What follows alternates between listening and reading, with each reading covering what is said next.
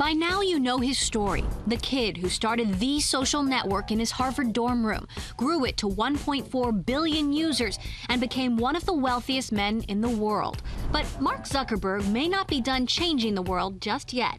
Since taking Facebook public, his bets have only gotten bigger, spending billions expanding his empire into photos, messaging, even virtual reality. Internet.org may be his most audacious bet yet, featuring an epic battle with Google, drones, lasers, and stratospheric hot air balloons to bring the internet to the farthest corners of the earth and win billions of new users in the process. Our guest today on this special edition of Studio 1.0 is Facebook founder and CEO, Mark Zuckerberg. So first of all, you're a year and a half into this now. Tell me your vision and tell me what inspired you to do this. When people are connected, we can just do some great things. I mean, we have the opportunity to get access to jobs, education, health, new kinds of communication. We bring the people that we care about closer to us. It really makes a big difference. And the internet is how we connect to the modern world. But today, unfortunately, worldwide, only a little more than a third of people have any access to the internet at all. It's around 2.7 billion people. And that means that 2/3 of people don't have any access to the internet. So that seems really off to me. You know, there are all these studies that show that in developing countries, more than 20% of GDP growth is driven by the internet. There have been studies that show that, you know, if we connected 1 billion more people to the internet, there would be 100 million more jobs would be created, and more than that would be lifted out of poverty. So, you know, there's just this deep belief here at Facebook that technology needs to serve everyone. Connectivity can't just be a privilege for people in the richest countries. We believe that connecting everyone in the world is one of the great challenges of our generation, and that's why we're really happy to be able to play, you know, whatever small part in that we can. What do you think's been your single greatest achievement, and what's been the biggest setback? What have you had to compromise on? We've been working on this for a few years so far, and what we've really learned is there are a few major barriers to connectivity, and they're not necessarily what you would have thought up front. For example, the first one is that a lot of people just don't have any access to a network, right? So it's a technical barrier. They don't, even if they had a phone and could pay for data, there would be no equivalent of a cell phone tower near them to access that. And you know, that's what a lot of people think about when they think about not having connectivity. And there are projects like satellites and drones and things that we're working on that can help create connectivity technical solutions in areas where there aren't that today.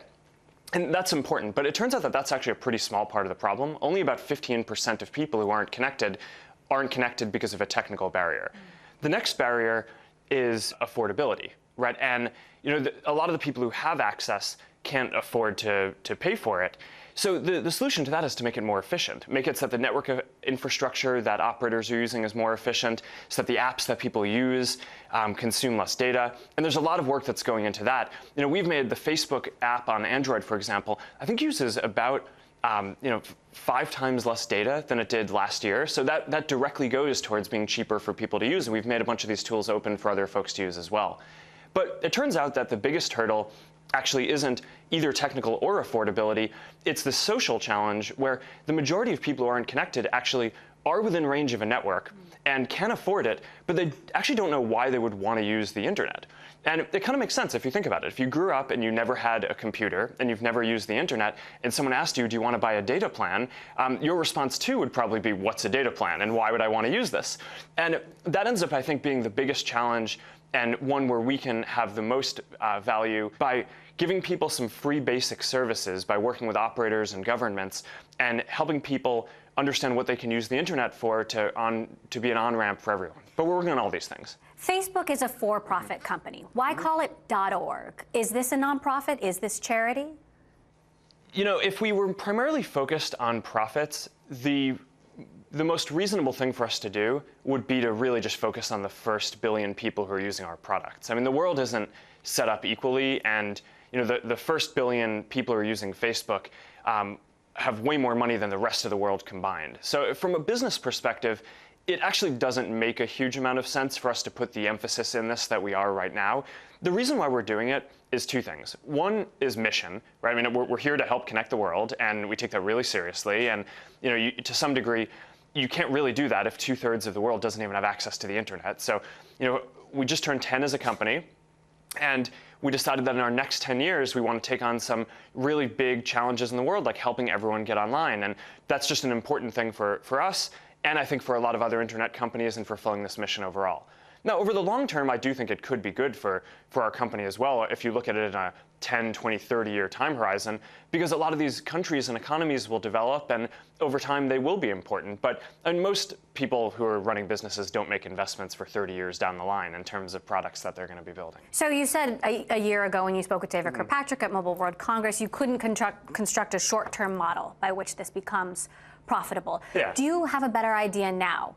When will this become profitable? No, I don't have a better idea. I mean, the reality is just that if a lot of people can't afford to pay for data access in some of these places, then there probably aren't big ad markets, and it probably isn't a place where it's going to be particularly profitable in the near term. In fact, we'll probably lose a bunch of money just because supporting Facebook as a service and storing the photos and content that people want to share costs money. We probably won't offset it by making much. You said connectivity is a human right. Mm-hmm. You want to do good things. Mm-hmm. If that's the case, why not give access to the complete internet? Why just a few specific apps? So it comes down to the economics of how this works. It turns out that most of the internet is consumed by rich media, especially videos. Whereas if you look at things like text, so text messages, services like search or Wikipedia or basic financial or health information, that can actually be delivered for relatively cheaply, and can often consume less than 1% of the overall infrastructure. So if you're thinking about building something that operators are going to offer for free, it needs to be pretty cheap for them to do. And we've basically figured out a series of services that people can offer, and it actually ends up being profitable for the operators. And the model that we consider this to be most similar to is 911 in the US. So even if you haven't paid for a phone plan, you can always dial 911, and if there's a crime or a health emergency or a fire, you get basic help. And we think that there should be an equivalent of this for the internet as well, where even if you haven't paid for a data plan, you can always get access to basic health information or education or job tools or basic communication tools, and it'll vary country by country. So for example, when we launched in Zambia, there, HIV is a really big issue. So one of the free services that the government and folks wanted to include were services so you can learn about HIV and learn about different aspects of maternal health. And in different places, there are going to be different tools that are important to include in this kind of 911 for the internet. We've spoken to top ad execs who want to advertise to developing markets. They're very excited about the potential to advertise to people through internet.org. Yeah. How does that benefit users? Well, I'm not sure it's a big part of the solution in the near term, to be honest. I mean, I think what we need to do is work out a model with operators and governments and local partners that is profitable for them, so that way they can continue growing the internet. So what we've found in some of these early countries that we've worked in, Indonesia, the Philippines, Zambia, now Kenya, is you offer a little bit of the internet for free, and more people start using data, more people access the internet and can use these tools, but also more people start paying for data. Once they understand what they would use the internet for, then people understand why they would want to pay for data, and these operators end up making more money, and it ends up being more profitable, and then they can take that money and reinvest it to build out better internet infrastructure for everyone in their country. So that ends up being very important, and a lot of what we've focused on for the last couple of years is just how do you build a model that's sustainable for everyone and delivers free internet to people. And originally we'd thought, maybe working with other kinds of partners would be important, but at this point we think we have a sustainable model that's working in multiple countries now, and there's a lot of momentum, and a lot of countries are coming online, and operators are coming to us to roll out the internet.org model in a lot of more countries. So I expect to see a lot more over the next year. So does that mean no advertising? I don't think it's necessary to subsidize and make this a cheap model. For Facebook specifically? Well, I mean, again, in a lot of these countries there isn't a very big ad market yet. So it's not that we won't do it eventually, but right now for our business, the main thing that we need to do is continue we're focused a lot on the quality of the ads and business experience, and doing that in the developed world, in the US and Europe and Asia and a lot of places there, is actually going to be the biggest driver of our own profitability and revenue, not trying to make ad markets out of countries that are just coming online. Now, once you get people connected, once you have the power to reach them, how do you use that power? Are you talking about us or people specifically? I'm talking about Facebook. Well, I mean, for us, it's really all about enabling people. We worked with Airtel in Zambia. They were our first partner to roll out the suite of free basic services. And within weeks, we started hearing these pretty amazing stories coming in of people using the internet, right? So an expectant mother using the internet for the first time to look up safety and health information for how to raise her child. A poultry farmer using Facebook and setting up a page in order to sell multiple times more chickens than he had been able to before. A university student using the internet using Wikipedia to look up the information and save money on books that she needed for an exam. And it's pretty crazy. Within weeks, these new experiences start to come back, and that's really what we're here to do. I mean, if the internet is a big enabler, it helps connect people to the modern economy, and if we can help do that, then that's amazing. What's the likelihood Internet.org could help you get back into China?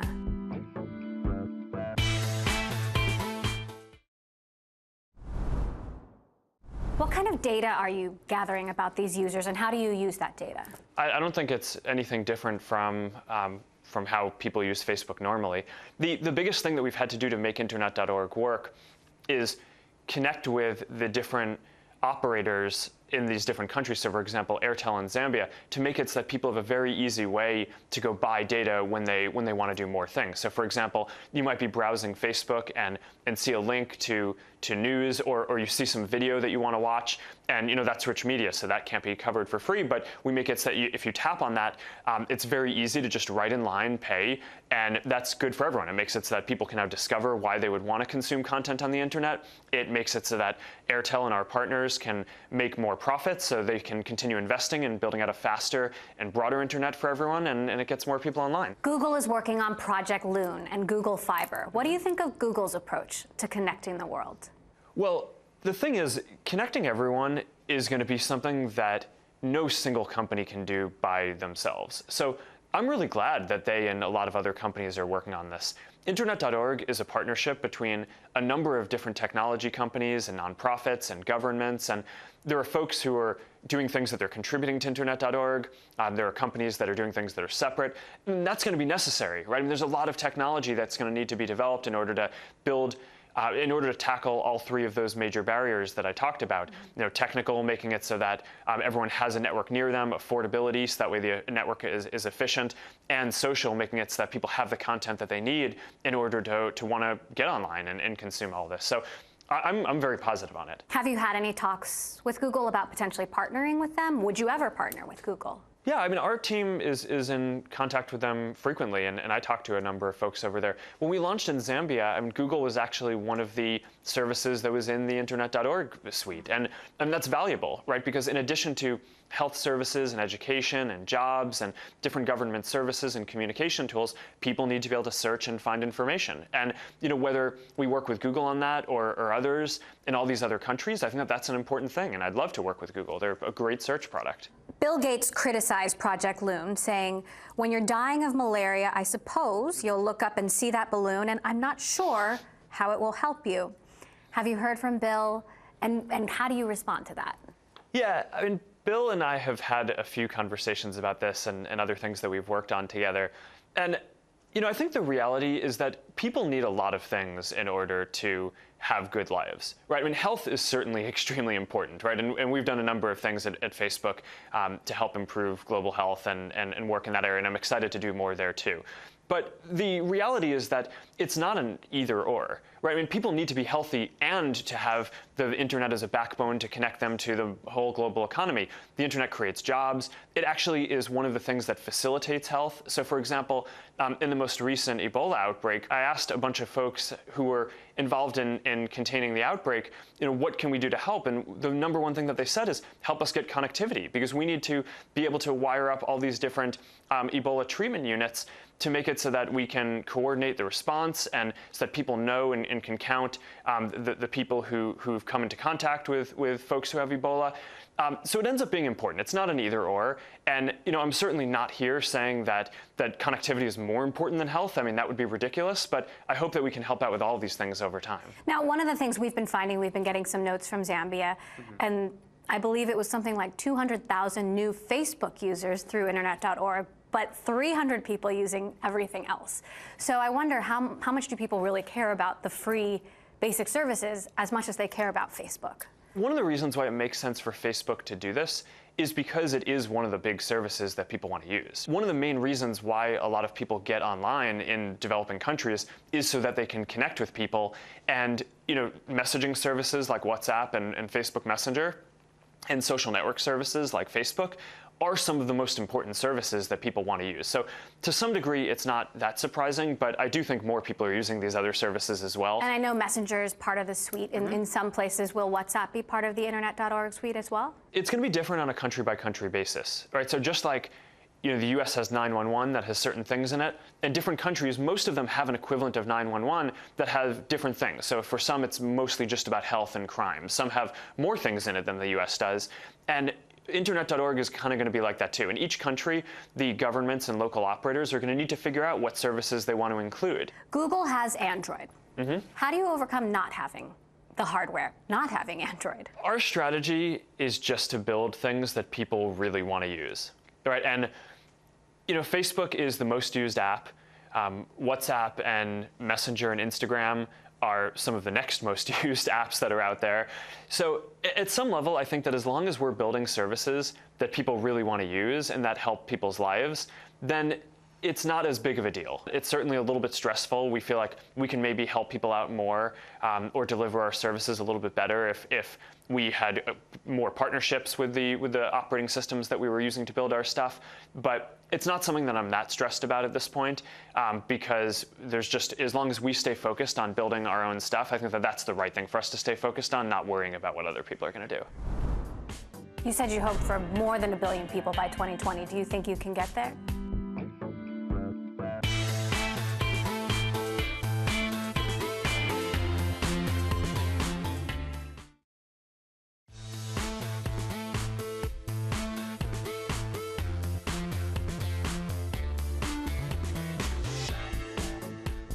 So drones and lasers, you've got a whole big lab now working on this. When will Facebook drones and lasers be ready for launch?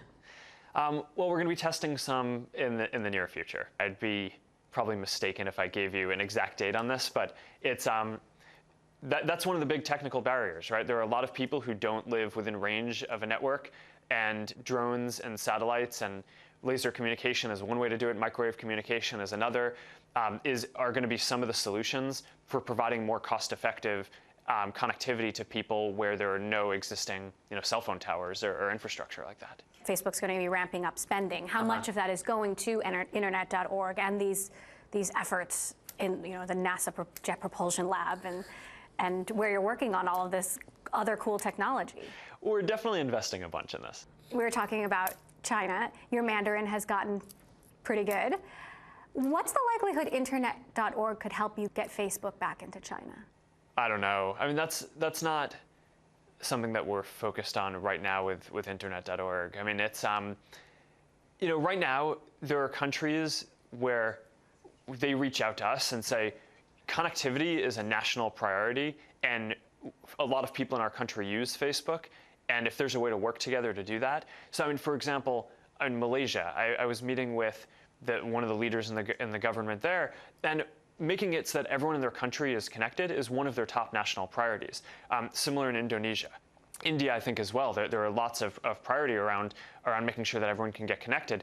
So it makes sense for us to try to prioritize countries that are reaching out to us proactively for this. How will you judge that this has been a success? And 10 years ago, your vision was to get 1 billion people on Facebook, and people thought that was so audacious. So if that's not audacious, what is it? The goal here is to make it so that a person can walk into a store in basically any developing country and buy a phone and get access to some free basic internet services. And that's the primary goal for people around the world. And once we've made it so that this system is working in every country, that's step one, and then step two is actually making it so that people use it, right. Which will be its own multi-year challenge, just because without the internet is one of the best ways to teach people about what services that are out there, and we're gonna have to figure out other things as well. A secondary goal is to make it so that this is a profitable thing for the whole international operator community. Because, I mean, that's how you make this sustainable, right? I mean, this can't be something that is just charity for these operators around the world. This will work if providing free basic services actually ends up being a way for them to get more paying customers and more people online, and then they can spend more money to invest and build faster networks and reach more people. And the signs that we have from the early countries that we're in suggest that both of those things are going to be true. And that's what I look the most forward to over the next 10 years. If we can make it so that free basic services are available in 100 or more countries and 1 billion or more people can get connected, then that is going to be a huge win for all of these people who will now have access to new information on jobs and healthcare and education and communication tools that they just didn't have before. You said you hoped for more than 1 billion people by 2020. Do you think you can get there? We'll see. I think so. Okay. Thank you very much, Mark.